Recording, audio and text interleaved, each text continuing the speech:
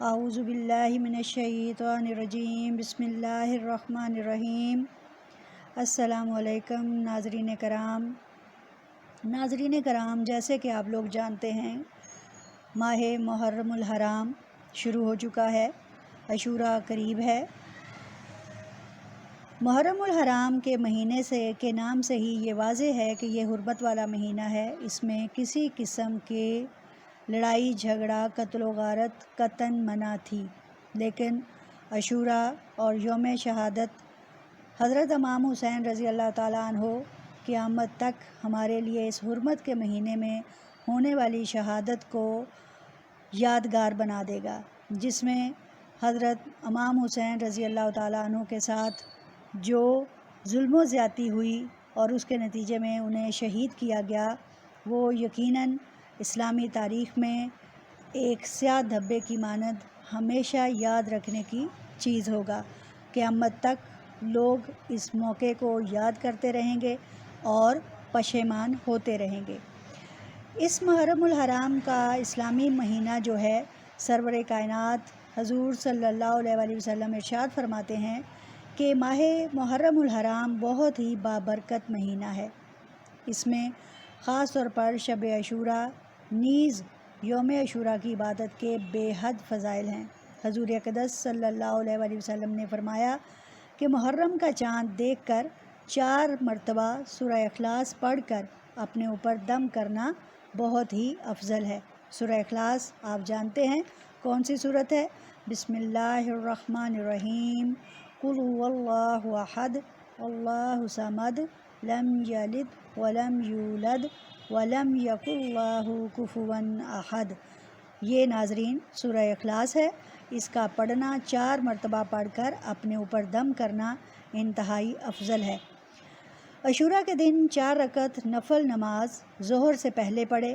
ہر رکعت میں بعد سورہ فاتحہ کے سورہ زلزال 1 بار، سورہ کافرون 1 بار، سورہ اخلاص 1 بار اور بعد سلام کے 70 مرتبہ درود پاک پڑھ کر اپنے گناہوں سے توبہ کرے۔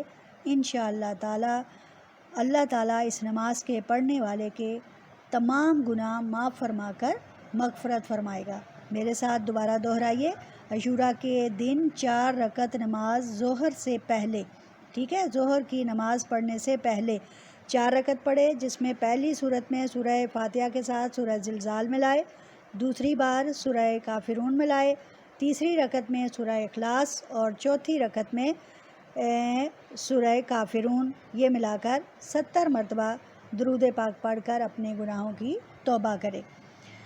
اسی طرح یوم عاشوری کو نماز ظہر سے پہلے 4 رکعت نماز 2 سلام سے اس ترکیب سے پڑھے کہ ہر رکعت میں یعنی 2 رکعت کر کے 4 نماز ادا کرے، 4 رکعت نماز ادا کرے، جس میں ہر رکعت میں سورہ فاتحہ کے بعد 15 مرتبہ سورہ اخلاص اور ہر 4 رکعتوں میں پڑھے 15 یعنی ہر رکعت میں 2 کر کے پڑھیں گے، لیکن پڑھیں گے ہر مرتبہ جو صورت آپ ملائیں گے وہ سورہ اخلاص ہوگی اور وہ کتنی مرتبہ پڑھنی ہوگی؟ 15 مرتبہ۔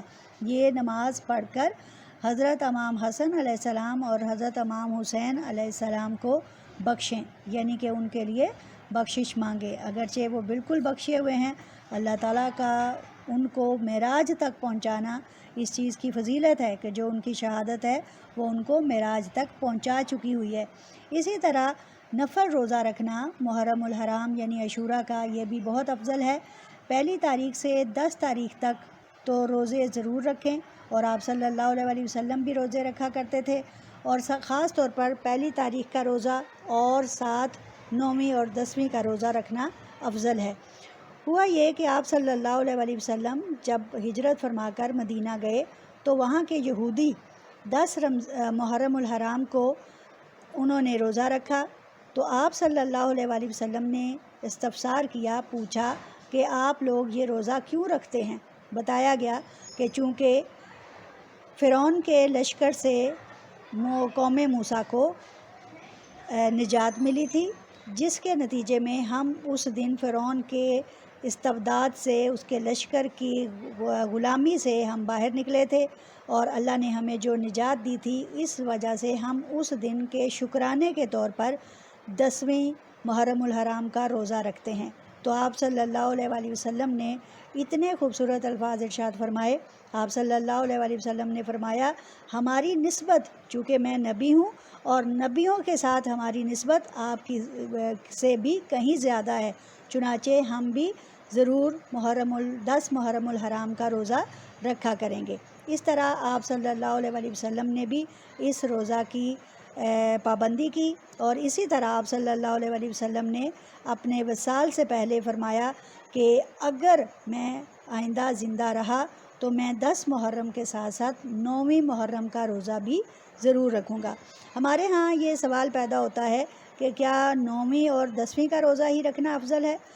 بلکہ 9ویں اور 10ویں کا روزہ سنت بھی ہے، 9ویں اور 10ویں کا روزہ مستحب بھی ہے، اور 9ویں اور 10ویں کا روزہ رکھنا نفل روزہ بھی ہے۔ چنانچہ اس کے ساتھ اگر آپ 9ویں، 10ویں اور 11ویں کا روزہ رکھ لیتے ہیں تو سنت اور مستحب دونوں کام ہو جاتے ہیں، لیکن اس میں زیادہ تاکید 11ویں کے روزے کی نہیں ہے، بلکہ کس کی ہے؟ 9ویں اور 10ویں کے روزے رکھنے کی زیادہ فضیلت ہے۔ چنانچہ زیادہ ممکن اور زیادہ پسندیدہ بات یہی ہے کہ 9 اور 10 محرم الحرام کا روزہ رکھا جائے۔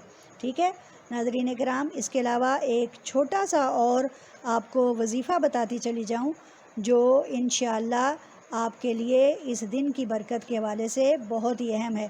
یوم عاشوراء کسی وقت بھی باوضو ہو کر 70 مرتبہ یہ دعا پڑھے، حسبی اللہ و نعم الوکیل، حسبی اللہ و نعم الوکیل، حسبی اللہ و نعم الوکیل، یعنی کہ کثرت سے 70 مرتبہ تعداد ہے اس کی، لیکن اگر اس سے زیادہ ہو جائے تو بہت ہی افضل ہے۔ مغفرت گناہ کے لیے یہ وظیفہ پڑھنا بہت ہی افضل ہے۔ امید کرتی ہوں کہ آپ ان وظائف کو اور جو نمازیں جن کا میں نے نفل نمازوں کا ذکر کیا ہے، اللہ تعالی ہمیں اور آپ کو ان کو پڑھنے اور محرم الحرام کے روزے رکھنے کی توفیق عطا فرمائے۔ وآخر دعوانا الحمدللہ رب العالمین۔